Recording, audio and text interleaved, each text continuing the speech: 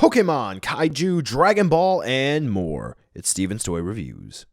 Hello there, collectors. It's Steven here, and we are rounding the final hours of availability for Tamashii Nation 2020. That's right, every year Tamashii Nations has a new event, so this way you could check out all of the cool new reveals that they have planned for the upcoming year, or at least they'd like to tease for the upcoming year, along with a whole bunch of prototypes of stuff that they've already announced, so this way folks can go on out, at least in Japan anyway, and take a look at them in person. However, due to the recent global events that are happening not only in Japan but everywhere else in the world, they have not been able to do an in-person event. So this time they've done everything digitally, and similar to an event that they had just over the summer, they have provided, at least for some of the prototypes that they have, a 3D tour and a virtual event, so this way you can take a 360 spin view like we have right here in front of us of some of the figures that they have on display. So for this video, we're going to take a look at the SH MonsterArts news that they have, because we got some talking points and I think some stuff that some fans might enjoy. So first and foremost, we are taking a look at the newly revealed SH MonsterArts Zenogur, as we all knew back when it was revealed for Monster Hunter Portable 3rd, or as we learned once Monster Hunter 3 Ultimate came over to the US, Zenogre. So Zenogre here looks fantastic. This is his World Iceborne design, and I gotta say that as one of my favorite monsters, I'm very happy that he's getting a representation in the SH MonsterArts line. From what we're seeing here, which is the 360 spin view I was able to capture from Tamashii Nation's website for the event, it looks great. From what we're able to see, it looks like he does come with that little rock base accessory, so that's pretty awesome that we're going to be getting at least another sort of environmental display for our monster figures. And I'm glad to say monster and not necessarily just kaiju. But taking a look, at least from this, what we're able to see, we're not able to see all of the details of Zenogur here. Well, we actually are, but there are a couple things that I want to focus in on and maybe help you out in regards to looking at some fun stuff we may be getting with Zenogur. So yes. So here's a look at some of the SH MonsterArts stuff we'll be talking about. So for the event, this is everything they had for SH MonsterArts Monster Hunter stuff on display. And as you can see, yep, we have a window capture for my mouse here. We have Nargacuga, which, did I say that I love Nargacuga? Because I kind of love Narg. We have Rathalos, which was just recently released, waiting on mine to show up. And then we have Zenogre here over on a rocky area, which is pretty neat. So for those of you who are interested, here's an up-close personal shot of Los. We'll go ahead and zoom in here. The pictures are actually pretty high quality. You know, you can even see there's some cool tricks played with focus and all that fun stuff. So yeah, not really a big fan of how the stands turned out. I'm kind of wondering if it's going to be stable over the long term, but we shall see. Anyway, here's Zinogre. We'll zoom in a little bit. And on Zenogre here, there's a lot of stuff just from this prototype that I'm able to see that makes me really excited for this guy. So you're probably wondering what that may be. We'll talk about that in a second.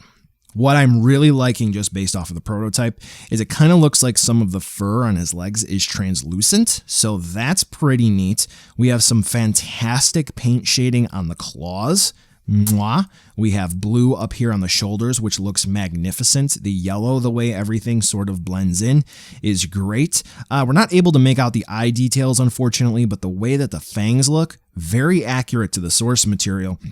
And something that a lot of folks may be able to recognize or notice and maybe think, oh, Bandai, what are you doing? Quality control.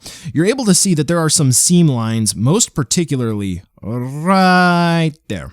Well, for those of you who play Monster Hunter, you already know what that's for. But if you don't know, that would be because Zenogre has what is effectively a Super Saiyan form. This isn't the best quality picture, but this is kind of, you know, super awesome. I like that. That's kind of what I remember playing 3 Ultimate and then getting everything packed in. Yes, so Zenogre has this ability where he gets fully charged up. We get a whole bunch of spikes and blue energy flowing through Zenogre. He's the Thunder Wolf Wyvern for a reason. And as you can see, where it matched up with those lines, those seam lines on Zenogre for the MonsterArts, you can see that we do have these spikes, which look like they may have already planned for, well, that's not working. They may have already planned for option parts to show the full charge mode. So for that, I am really looking forward to see what Tamashii Nations has in store for accessories for Zenogur. All right, so next up we have the only Godzilla reveal of the whole event, which we kind of knew was coming ahead of time, and that's going to be Godzilla 1989 in the SH MonsterArts line. Previously, we got the SH MonsterArts Kokyo, which is not the same as a MonsterArts. It's light, sound, music.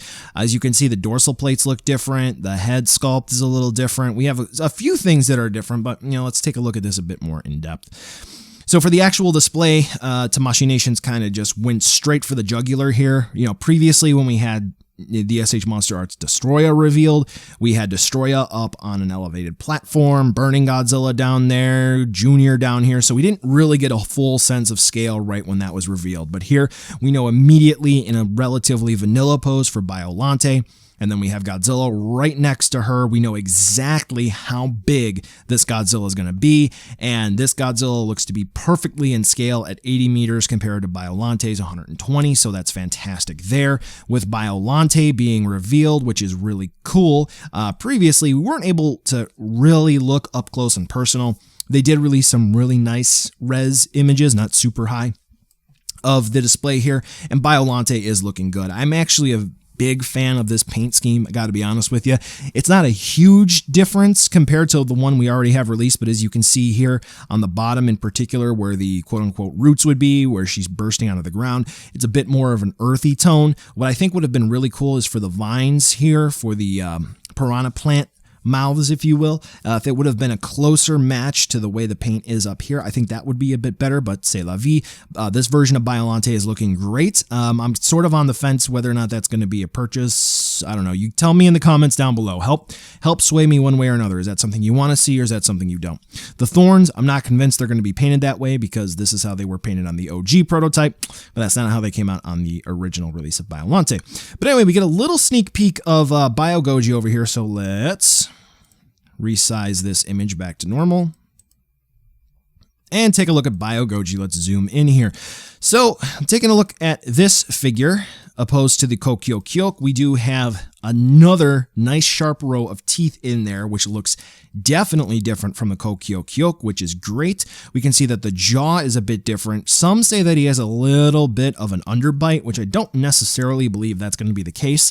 Another thing to note is that on the Kokyo, there's a little bit of a lip right about here, which prevents the head from moving as well as it should. That's probably because that one, the mouth lights up. That's not going to be the case here, which is pretty cool.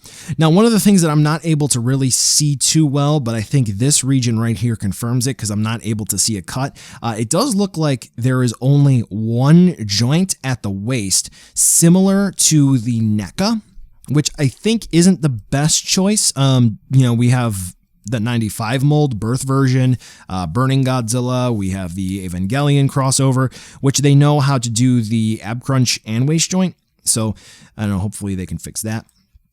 For the hips, we are looking pretty good there. We do have a floating piece for folks who hate their gaps, so that's taken care of. The leg sculpts do look a bit different. It does look like the shin area here looks very good. The shin area looks good. We have the thigh area, looks to be resculpted a little bit, particularly the way this area is sitting. I think that looks a bit nicer. And then the tail is just your standard display for BioGoji. So overall, I think this is looking nice. I think he is in a nice pose here. I think they could have posed him a little better with the hands closer into the chest, much like the Heisei era Godzillas are known for.